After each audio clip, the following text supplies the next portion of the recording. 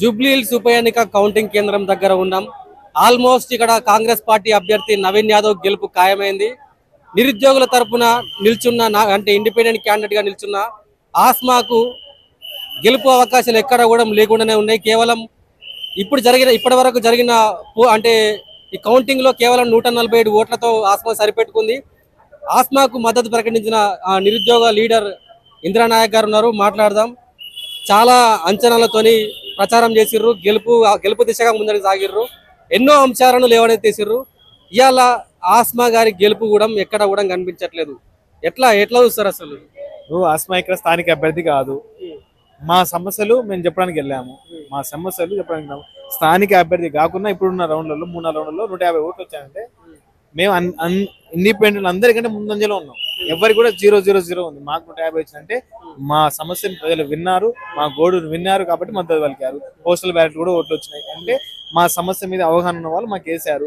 ఇలా 6 గ్యారెంటీలు అమలు కాకున్నా కూడా 6,000 అమలైనాయి కాబట్టి ఇలా నవీన్ యాదవ్ పట్టం కట్టారు. ఇలా క్లియర్ కట్ కనబడుతుంది. ఇలా ఓట్ల రిగ్గింగ్ జరిగింది, డబ్బులు పెట్టారు, ఒక ఓటుకు 6,000 ఇచ్చారు. నేనే చెప్పాను, చాలా చూసా, పోలీసులు చెప్పాను, ఈసీ కూడా చెప్పాము, ఇక్కడ పట్టించుకోలేదు. ఇలా ఈసీ అయినా పోలీస్ వ్యవస్థ అయినా ఇలా కాంగ్రెస్ పార్టీ కొమ్ము కాస్తుంది, అధికారం ఉన్న వాళ్ళకి కొమ్ము కాస్తుంది. ఎందుకు ఇది ప్రజాస్వామ్యంలో ఎవరైనా ఓటు హక్కు వినియోగించుకోవచ్చు, ఓటు వేయచ్చు, పోటీ చేయొచ్చు అని ఉన్నా కూడా నన్ను ఏజెంట్ గా ఉన్నా కూడా నేను మాట్లాడుతుంటే నన్ను బయటకు పంపించేశారు. ఎందుకు బయట పంపాల్సిన అవసరం ఉంది? పోలీసు వాళ్ళకు ఆర్ఓ గారికి అధికారం ఉందా? ఆర్ఓ గారు నాకు ఏజెంట్ అని చెప్పిన తర్వాత నన్ను బయట పంపించే ప్రయత్నం చేశారు. న్యూసెన్స్ ఎందుకు చేస్తామండి? అక్కడ రిగ్గింగ్ జరిగింది, అన్ని వ్యవస్థలు నాశనం అయిపోయినాయి. ఇలా జూబ్లీ ప్రజలు అభివృద్ధి ప్రగతి వైపు కాకుండా డబ్బులు పెట్టి ఓటేశారని చెప్పి చాలా మంది అన్న రిగ్గింగ్ జరుగుతున్నా కూడా చెప్తున్నా కూడా ఇలా పట్టించుకోలేదు.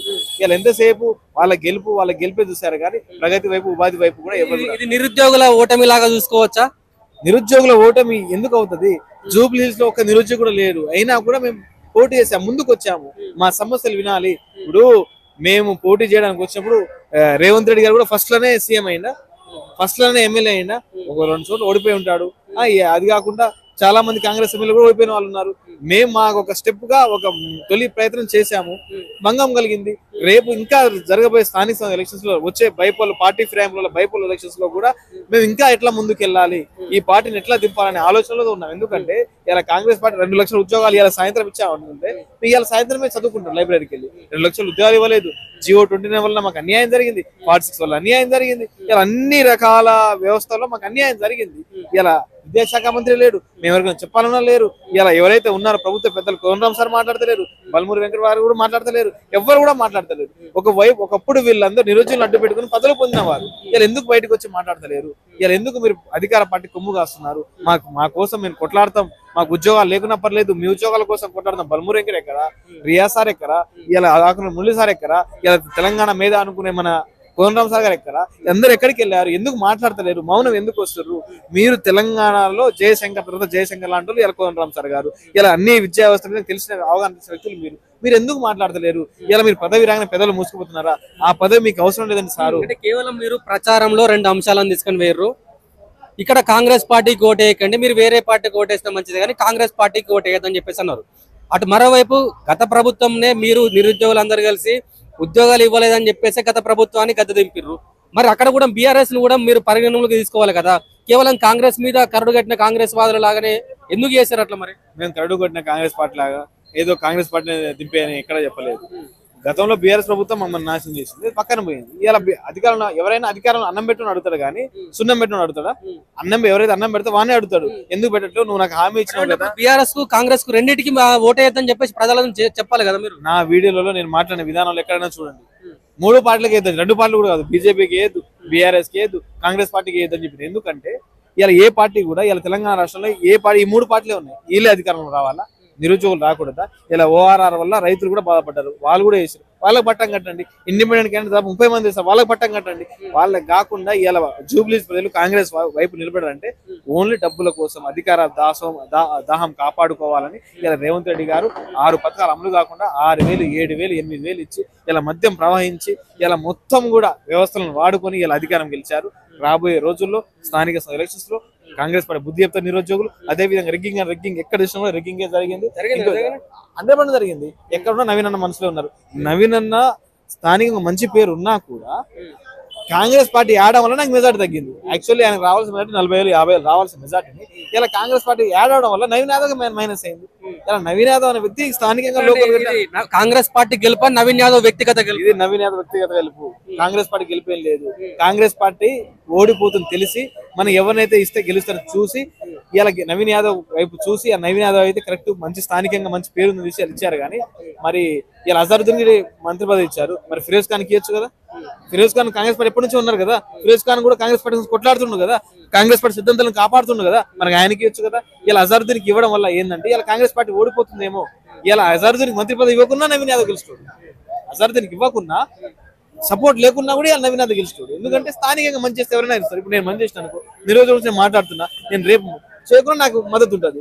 అదే విధంగా నవీన్ యాదవ్ మద్దతు ఉంది కాబట్టి వాళ్ళు గెలిచారు. ఊహించారా అంటే ఎంత తక్కువ ఓట్లు వస్తాయి, ఎంతో కొంత ముందంజలో ఉంటామని ఎప్పుడైనా అనుకున్నారా, లేకుంటే ఇది ఊహించారా ఓటమి? ఓటమి ముందే ఎట్లా ఊహించగలుగుతాం? ప్రజల మనసులో ఏముందో మనం అంటాం. మన బాధలు మనం చెప్పాం, మన బాధ వెళ్ళగక్కాము, అన్ని విధాలు ట్రై చేసినాం. మేము వెనుక ఉన్న మాట వాస్తవమే. రేపు ఎలా ముందుకు వెళ్ళాలని పోతాం. కానీ ఈ ఓటమి చూసి కృంగిపోయి నశించిపోయి ఉన్నారు. రేపు జరగపోయి ఏం చేస్తాం? రేపు ఎలా వెళ్ళాలి, ప్రణాళికంగా ఎలా వెళ్ళాలి, నిరుద్యోగులు ఎట్లా కొట్టాలి, దీని అందరూ కూర్చొని ముందుకెళ్లే ప్రయత్నం చేస్తాం. కానీ మేము ఎక్కడ కూడా కృంగి కృషించిపో, అంతకన్నా అవసరం లేదు. రూపాయి పెట్టలేదు, రూపాయి తీసుకోలేదు.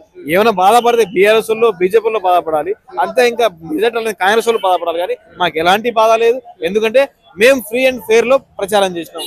ఈ ఎలక్షన్స్ ఫ్రీ అండ్ ఫేర్ లో జరగలేదు, రిగ్గింగ్ తో జరిగిన విషయం బాగా తెలుసు. ఇలా చాలా మంది మాట్లాడుకున్నారు. అంటే ఇప్పుడు రానున్న రోజుల్లో ఏ పార్టీతో కలిసి ముందరికి పోతారు? ఏ పార్టీకి నిరుద్యోగుల సపోర్ట్ ఎక్కువ ఉంటుంది? ఏ పార్టీకి మద్దతు ఉండదు. ఏ పార్టీకి ఎందుకు ఉండాలండి? ఏం అవసరం ఉందని? మాకు ఆర్థికంగా లేకపోవచ్చు, కానీ మానసికంగా మేము చాలా బలంగా ఉన్నాం. రేపు అన్ని అన్ని అన్ని విషయాల మీద కొట్లాడతాం. అన్ని విషయాల మీద అవగాహన ఉంది, వ్యవస్థల మీద అవగాహన ఉంది. రాజ్యాంగం మాకు ఇచ్చిన హక్కులను కాపాడుకుంటాం. ప్రజాస్వామ్యంలో ఫ్రీ అండ్ ఫేర్ లో జరగాల్సిన ఎలక్షన్ జరగకుండా ఇలా బయటకు వచ్చి కొట్లాడుతున్నాం. ఇలా నవీన్ యాదవ్ ఒక్కరైనా బయటకు వచ్చి మాట్లాడుతున్నారా? మేము మాట్లాడుతున్నాం కదా. మాకు భయం లేదు. ఎందుకంటే నవీన్ యాదవ్ మీద మాకు ప్రత్యక్షంగా పరోక్షంగా ఏం గొడవ లేదు కదా. మాకు రేవంత్ రెడ్డి గారితో కాంగ్రెస్ ప్రభుత్వం మీద ఆ రోజు రాహుల్ గాంధీ ఢిల్లీ నుంచి గల్లీకి వచ్చి మీకు ఓటేయండి, మీకు 2 లక్షల ఉద్యోగాలు ఇస్తామని చెప్పిన వ్యక్తి ఇలా ఎందుకు రావట్లేడు? ఎందుకు మాట్లాడతలేరు? రాజీవ్ యువకాశం అని చెప్పిన వాళ్ళ చెల్లె ఎందుకు మాట్లాడతలేదు? ప్రియాంక గాంధీ ఎందుకు మాట్లాడతలేదు? ఇలా నిరుద్యోగులు అన్ని చేస్తా అని చెప్పి ఎందుకు మాట్లాడతలేరు? ఏ పార్టీ కూడా ఏం చేయదు. నిరుద్యోగులు అన్ని పార్టీలు మాకు మద్దతు ఇవ్వండి. రేపు జరగబోయే స్థానిక ఎలక్షన్స్ లో మేము ఏ పార్టీ మద్దతు ఇవ్వం. అన్ని పార్టీలు మాకు మద్దతు ఇవ్వండి. మేము గెలిచిన తర్వాత మేము ఏం చేస్తాం చూడండి. ఈ 60-70 సంవత్సరాల పరిపాలనలో బీజేపీ చూసాం, కాంగ్రెస్ చూసాం, బీఆర్ఎస్ కూడా చూసినాం కదా. మాకు మద్దతు ఇవ్వండి. ఇలా తెలిసిన వాళ్ళని, అవగాహన తెలిసిన వాళ్ళకి ఇవ్వండి. మేము ఏంటో పరిపాలన చూపెడతాం.